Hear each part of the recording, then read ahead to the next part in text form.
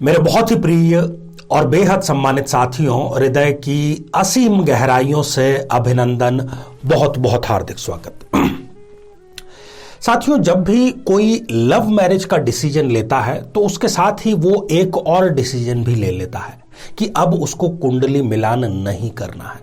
कुंडली मिलान क्यों नहीं करना है, भला कोई उससे पूछे तो वो कहता है कि जब हमने डिसाइड कर लिया है कि मुझे इस व्यक्ति से ही विवाह करना है, तब फिर कुंडली मिलान करके फायदा क्या।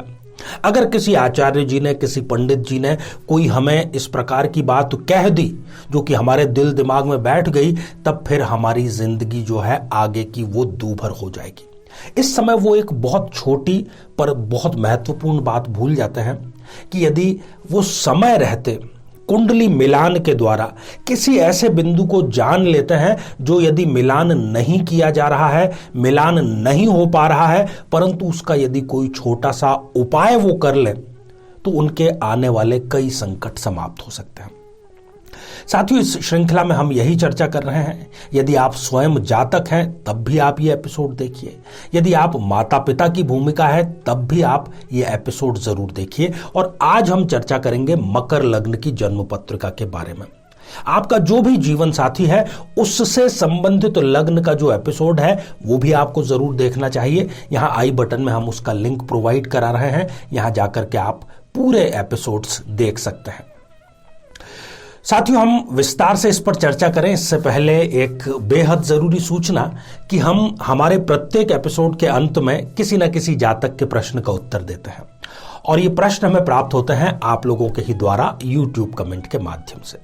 साथियों, जब भी आप अपना कमेंट लिखें उससे ठीक पहले आपको लिखना है #आचार्य चंद्रकांत। इसके बाद में आप अपना कमेंट लिखें, अपनी बात कहें। साथ ही एक बात का ख्याल जरूर रखें कि इसी एपिसोड से संबंधित एक प्रश्न आपसे पूछा जाएगा। इसी एपिसोड के अंत में उसका सही उत्तर साथ में लिखा होना बहुत जरूरी होता है।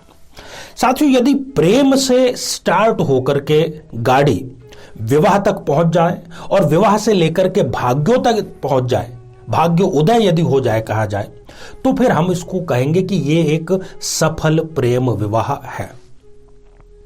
और इस एपिसोड में हम यही जानने का प्रयास कर रहे हैं। और प्रत्येक लग्न की कुछ विशेषताएं होती है। मकर लग्न की यदि बात करें तो व्यक्ति बहुत ही कर्तव्य परायण होता है। उसको जो भी कार्य दिया जाए वो पूरी तन्मयता के साथ में, पूरी ईमानदारी के साथ में उस कार्य को करता है, कभी कोई कोताही नहीं बरतता। महत्वाकांक्षी होता है, एम्बिशियस होता है, परंतु गलत कार्य करने को वो तैयार नहीं होता। विपरीत लिंगी व्यक्ति से वो बहुत जल्दी आकर्षित हो जाता है। तो पहले कुछ ऐसी परिस्थितियां मैं आपको बतला दूं जबकि मकर लग्न का जातक या मकर लग्न की जो जातिका है वो खास तौर पर उस दशा, महादशा, अंतरदशा में प्रेम विवाह के लिए उत्सुक हो सकता है या हो सकती है। साथियों, सबसे पहले मकर लग्न में जो शनिदेव हैं वो लग्नेश हैं। यदि शनिदेव सप्तम भाव में राहु या फिर केतु, इन दोनों में से किसी एक के साथ में युति करके बैठ जाए तो ऐसा व्यक्ति राहु या फिर केतु या फिर शनि, जो भी है यहां पर कॉम्बिनेशन, उनकी दशा अंतरदशा में ये विवाह का निर्णय लेता है, प्रेम विवाह का निर्णय लेता है।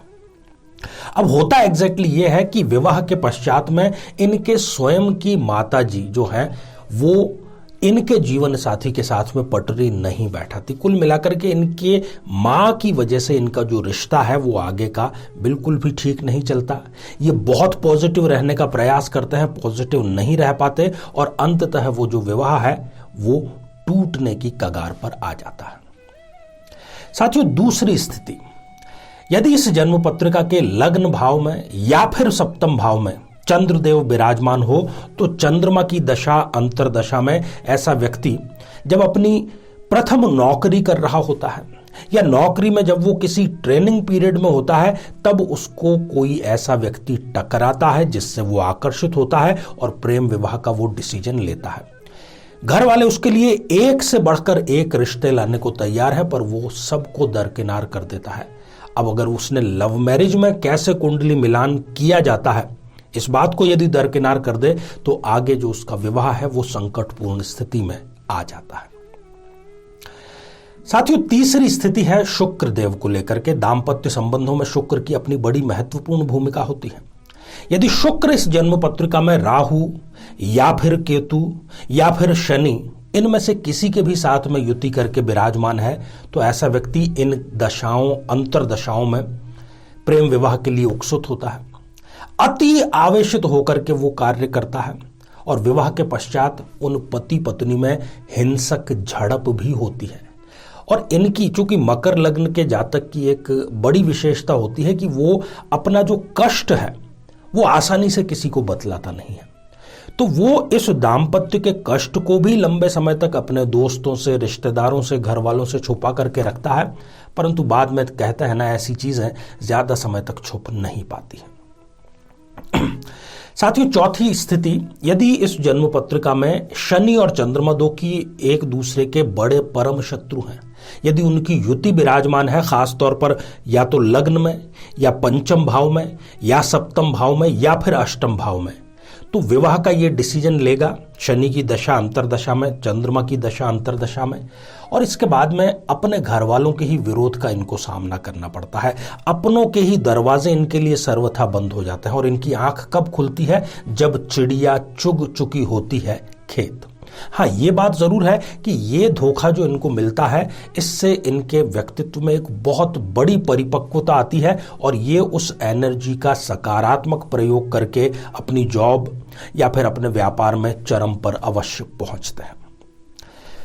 साथियों, ये चारों स्थितियों पर तो हमने चर्चा कर ली। अब आपको मिलान के लिए, क्योंकि हमने क्या लिखा है शीर्षक में कि लव मैरिज में कुंडली मिलान कैसे करें, क्योंकि जो वैदिक रीति का कुंडली मिलान है वो प्रेम विवाह पर लागू नहीं होता है, उसके लिए हमें कुछ दूसरे विशिष्ट कॉम्बिनेशन देखने होते हैं। तो जैसा कि मैंने आपको पूर्व में भी बतलाया कि जिससे आप विवाह बंधन में बंधना चाहते हैं, प्रेम विवाह के बंधन में, उससे संबंधित लग्न का एपिसोड भी देखें, और उसके भी यदि इसी प्रकार की स्थितियां हैं तो इसका मतलब है कि हमारी तरफ से आपको यश है। फिर भी देखिए, जीवन का प्रश्न है, किसी विद्वान की सलाह जरूर लें। अब एक बहुत ही मैजिकल कॉम्बिनेशन हम देखते हैं। जिस गाड़ी की हम चर्चा कर रहे थे ना कि प्रेम से स्टार्ट होकर, तो प्रेम हम देखते हैं पंचम भाव से, तो पंचमेश इस जन्म पत्रिका में बनते हैं शुक्रदेव। अगला पड़ाव है सप्तम भाव, विवाह। सप्तमेश इस जन्म पत्रिका में है चंद्रदेव, और अंतिम पड़ाव भाग्योदय, जिसके लिए आदमी सुबह से शाम तक भटकता है, भाग्येश इस जन्म पत्रिका में है बुधदेव। कहने का अर्थ यह है कि यदि इस जन्म पत्रिका में, चाहे फिर ये कन्या की है या पुरुष की है, शुक्र, चंद्र और बुध, इन तीनों की युति है, तो इस व्यक्ति के लिए प्रेम विवाह भाग्योदय कारक भी होगा और जीवन पर्यंत उनका रिश्ता अच्छा बना रहेगा। लेकिन यदि ये युति छठे, आठवें या फिर 12वें भाव में हो जाए, तब फिर ये सत्यानाश करने का कार्य करती है। ऐसे व्यक्ति को भूलकर भी प्रेम विवाह नहीं करना चाहिए। एक और बात मैं आपको कहता चलूं कि जितने कॉम्बिनेशंस की हमने बात की है, उसमें जो जो ग्रह आए हैं, यदि उनमें से कोई भी ग्रह 0 डिग्री का या फिर अंतिम डिग्रियों जैसे कि 28 या 29 डिग्री का हो जाए, तब फिर यह फलीभूत नहीं होगा, क्योंकि वो कॉम्बिनेशन ही बलहीन हो जाएगा। तो साथियों, आगे हमारी ये श्रृंखला जारी है और निश्चित तौर पर आपको इससे लाभ जरूर लेना चाहिए। आइए साथियों, अब हम बढ़ते हैं आज के हमारे कमेंट के चरण की ओर। आज हमने कमेंट शामिल किया है मनीषा चौधरी जी का, जो कि उन्होंने लिखा है सूरत, गुजरात से। मनीषा जी, आपने कहा है कि रिश्ते तो खूब आते हैं, परंतु शादी के लिए पक्के नहीं हो पाते। देखिए, आपकी जन्म पत्रिका में सप्तमेश जो है स्वयं बुध हैं, और ज्यादातर मामलों में बुध अस्त ही रहते हैं, तो आपके भी सप्तमेश जो है वो अस्त हो चुके हैं। लेकिन इसी वर्ष अप्रैल 2022 के जस्ट बाद में एक रिश्ता आपके लिए बड़ा अच्छा आएगा।